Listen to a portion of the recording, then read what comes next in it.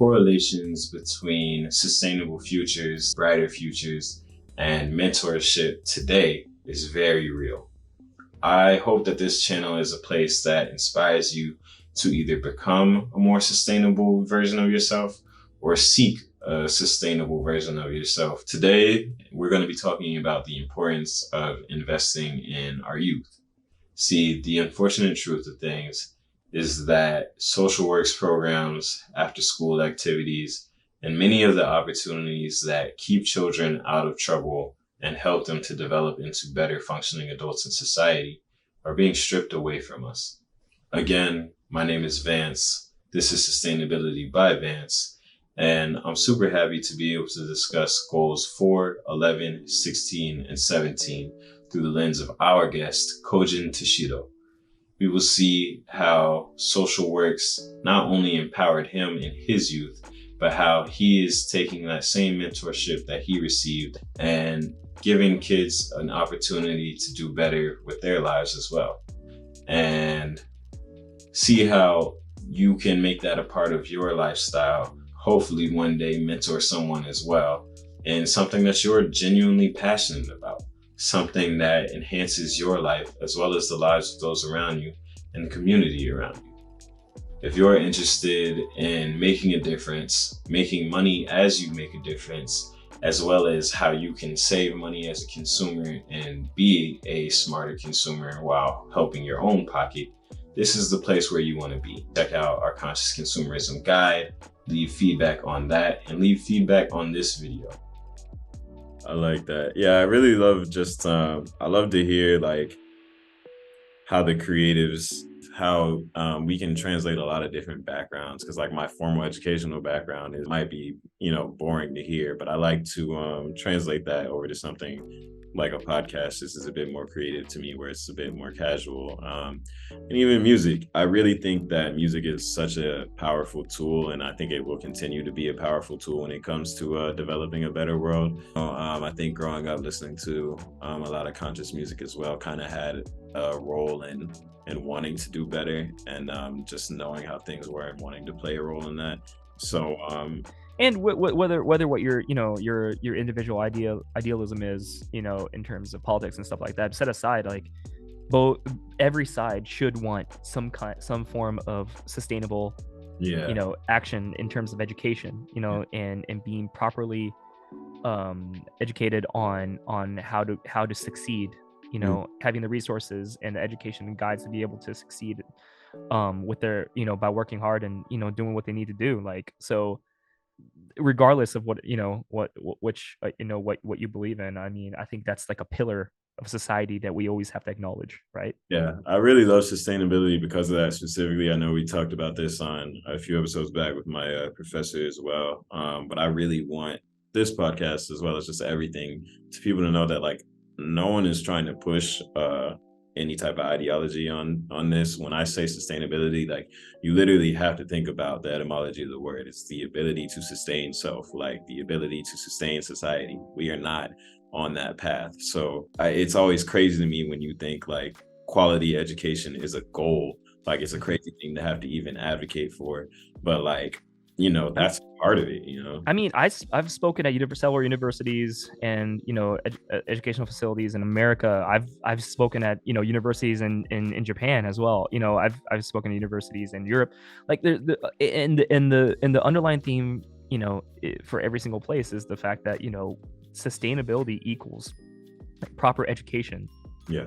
For children. And I'm not going to go into the, I'm not a expertise in education per se, so I'm not going to say that, but the it just in my realm, it's education and resources. Like, so I've done music my whole life, YouTube, like I said, YouTube University. Like I learned a lot of things off of the internet and Google, you know what I mean? Like Google, like in Japan we call it like Professor Google, you know what I mean? Like it's like a real thing. So I was really self-taught until college. And then, I thought I knew a lot. I knew how to work a DAW, I knew how to record. I learned all the sound engineering stuff. I learned from Google. Like nobody really taught me. Even in college, like I was going for a program there. Like I went to IU for college in Indiana. But I didn't learn much that I didn't know before, but my professor, taught me some things and let me experience things. But that's the biggest thing he could have done for me, which is let me do whatever I want to do. You know what I mean? And that freedom gave me a lot of ways to learn from trial and error. But when I got to the public radio, as I was entering there, the engineer there at the time he's no longer there, but his name was Andy High. Okay. And Andy really broke it down for me, man. It's just somewhat like you were talking about. He's just someone that really, really loved the craft. Just really essentially loved the nothing but the craft and the skill set and the in almost like an artisanal way, right? So like the way someone in Paris would mold this block of cheese, that's how he cared about is audio stuff. And he was really nerdy about stuff, and I was a nerd, and we were a little bit both like like we had like weird giggly personality. It was weird. So all together, like we just got along and we just hit it off. And then he taught me. He was the first person to teach me how to solder my own cables. He's the first one that taught me about certain electrical currents and impedances and stuff like that I'd never really learned to know until I needed to use it. He taught me he taught me all about broadcast audio, and the difference between that and recording audio. He taught me a lot of like coding, a lot of different things that I didn't know before. So to me, in terms of music mentors, he's one of my biggest ones in terms of as a sound engineer, and as somebody who understands the technical aspect of things. But then also, like you said, Wu, and Jakor, although they were both kind of collaborations first, they've inspired me, and they've become the catalyst, as we're using that word, for me to grow, not only as a musician but also as a person. And that's something that no matter where you go in the world is important and is always needs to be or is being addressed, by people that care. So I think all around that's always going to be a topic that's never going to go away. I think that's such an important topic to always keep in mind, no matter what industry you're in, no matter what you're trying to do, from when we become someone that has the power and the knowledge to be able to do that. Right. Yeah. Once you kind of reach that, I like how you said that. Once you kind of reach that point of like self-awareness where it's like, okay, I can influence and I can, create some type of positive change. Yeah, because if you're passionate, exactly like you said, if you're passionate and you love what you do, at some point, it's going to come a point where you have enough ability and skill set to be able to pass it down to somebody that could be inspired by you and do greater things than you. You know what I mean? Like that's the amazing world we live in. If nothing else, that's how you're impacting the community, and that's how you're creating a legacy rather than just concentrating on what's in front of you. And the one thing that all of them have in common is that they always did programs that concentrated on education, for children, and I could touch on this later, but we have me and John Wu actually have a nonprofit that is going to be based on the artist development and education for kids to be able to further pursue their music and also kind of learn about how the process of becoming an artist or becoming anybody that's involved with the entertainment and music, and especially the music industry, and what steps they need to take, which is something that you don't see in a lot of you don't get a lot of unless you're in a bigger city like New York or Atlanta or LA, so right. That's those are the kind of programs that we want to do as well. Before we go into transition to the next thing, let people know where they can find you, and then where you want them to find either your podcast or the initiative that you're working on. Let them know where they can find you and how they can support. Mm-hmm. So I am mostly in the production side of things. So I do not have a personal artist page per se, but you can search me online, and there's a lot of projects that I've been part of. The last project that I've been a part of in terms of podcasts is a podcast from our studio called Still Paying the Price. Okay. It's kind of a modern reporting outlook on modern reparations and how that's looking out, economy wise. And we look, and every episode we tackle it from a different angle, and and with the same lens but a different angle. either in agriculture, how does it look like in agriculture? How does it look like in terms of economy? How does it look like in terms of innovation, science? And a lot of the lost stories as well. And my episode is actually called Checks and Royalties, but it's about the music industry, and we talk a little bit about that. And it's and the podcast doesn't concentrate on just the the financial aspect of it, the check and all, but it more so expands like what does it look like in the future if we do it, if that happens. And one of the things I talk about in the episode is people are still getting really bad deals.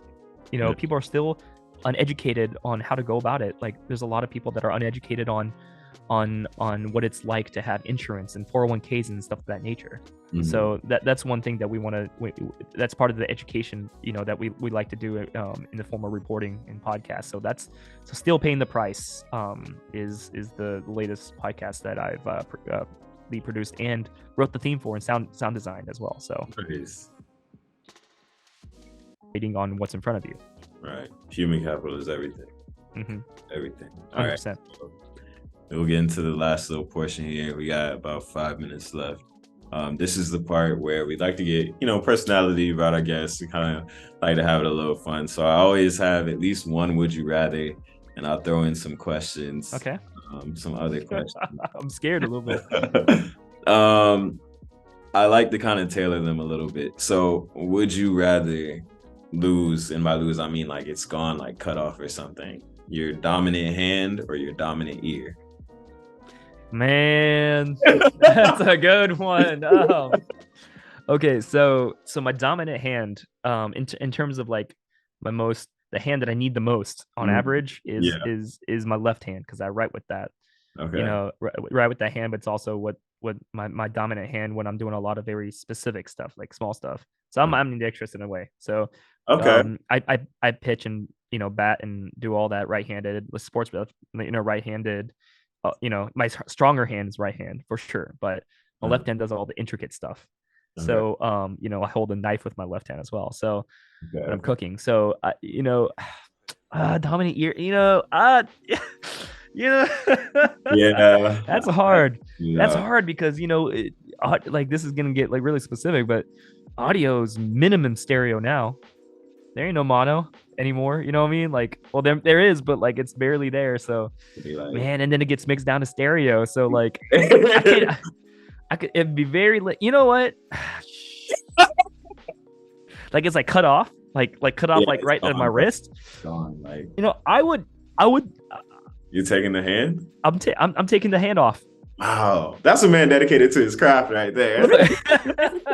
Look, if I want to do what I want to do, I can mess with prosthetics. I can mess with something, you know what I mean? Yeah, I was about to say though, but like a prosthetic ear, you could get that and slide. And but it's not the same, you know what I mean? Like like our ears are very, very specifically, intricately designed. You know what I mean? So like they're already bound. Like speakers and a lot of other stuff that we have. Like if we get pairs of things, like especially in audio. We always have, like, if we're using them as a stereo pair, like microphones, anything, the factory tunes it exactly like the other to make sure it becomes a pair. So like, for example, if you buy two mics and then you buy a stereo pair of mics that are paired, like factory paired, it sounds a little bit different. It's nuanced. So, right? That's how intricate, music is. So like the fact that you have two ears that are tuned a certain way to hear a certain thing, and one ear might not sound the same as the other, but at the end of the day, it works in balance. Like that's your like musical, like that's your audio IQ in a sense. I can respect that. You know what I mean? So I might have to make one of those like Captain Hook attachments, so I can, you know what I mean? But you know what? I take the ear. That's all right. I can respect that. I was hoping that one was gonna get you, but I wasn't sure which way you were gonna lean. I was like, is that too basic? But no, I'm happy I hit you with that one. No, man, that's hard, especially because you did tailor it to what I do. Yeah. All right. So then this is the last one. I know you already have, it is kind of a bit of a two-parter. So I know you already have some really notable collabs. Who are your dream collabs? Someone that, like, if you could get them, like, either producer, engineer, like, that would be it. And then who is in your current rotation right now? All right, so let's talk about collaborations right now. So I've been working with Sorry, Awu. I meant listening, like just on like your Apple Music or Spotify. If you Oh talk yeah, about yeah, your okay. music, that's A fine. rotation, listening rotation. I gotcha. I was like, man, who am I working with right now? I don't want to get into Um, it personal. listening rotation right now, man. I'm actually going old school right now. I'm listening to a lot of Frank Sinatra, a lot of Stevie Wonder, a lot of the old stuff for me. It's just I'm just in that era right now where Like I'm Otis really Redding. yeah, Otis Redding, like Like, Al Green, like Bee Gees, okay, a lot of that stuff. I don't know. I'm looking for new drawers in more older closets. You know what I mean? okay. In terms of dream people, man, I'd love to work with in terms of music. I would love to work with Rick Rubin on something. You know what I mean? Okay, A okay. lot of artists that I'm friends with have worked with him and said it's phenomenal. It's a different experience, and I have to mention him again, but Stevie Wonder, he's one of my idols. So if I can ever work with him in any way, Putting that out there for you. that's yeah, I'm telling you, trying to get work with him in any way. We're putting that out there for you. Yeah, I'm telling you, trying to get. I knew it was gonna do that, and my phone is still recording. Yep. Barely made the cut. All right, cool. Well, I'm sorry that the video cut off, but I will find a way to make it shake when I'm editing. But I still got all the audio. Thank you for being on the pod. Really appreciate you sharing your story and what you do. And then, yeah, thank you for just doing what you do. We really appreciate you. I appreciate you, man. Thanks for having me on. Yeah, man. Anything else you want to say? Anything else you want to share? Or anything else you want to plug? So the nonprofit, we're still working on all the paperwork, but it's going to be called Made Culture, MADE, which stands for music artists development and education. Okay. So just watch out for that, and we're gonna do some cool things. We're gonna do everything from kind of educating kids on how to go about their artistry and how to get it out there, but also how to get into labels and contracts and distribution, all the way to bringing in really big artists and really big engineers and people in the industry to talk about giving them proper one-on-one education about the industry in general, and then even take them to big studios like Paramount in LA and having to record in a world-class studio to experience that as well. We're working on a lot of different programming. So, man, you made me wish I was a kid. Boy, I need to I need to go back and get some of these programs or something. If y'all are doing the program for adult people, I'm sorry, I'm saying if y'all still doing the program for older people, I need to find something like that in Atlanta. Like, man, I'm telling you, man, like this something out there, but right now we're trying to concentrate on making sure these kids know what to do. Nah, I rock with that. Invest in you 100%. All right, for sure. Well, thank you, and thanks everyone who tuned in to Cozy Radio. I'm gonna stay on with you afterwards. I'm just about to sign off on this audio, but thanks everyone for staying on, for checking us out. Another great episode. Really appreciate you guys. Look into how you can get involved in your community, share your skill set. You never know what it might inspire. And yeah, as always, stay cozy.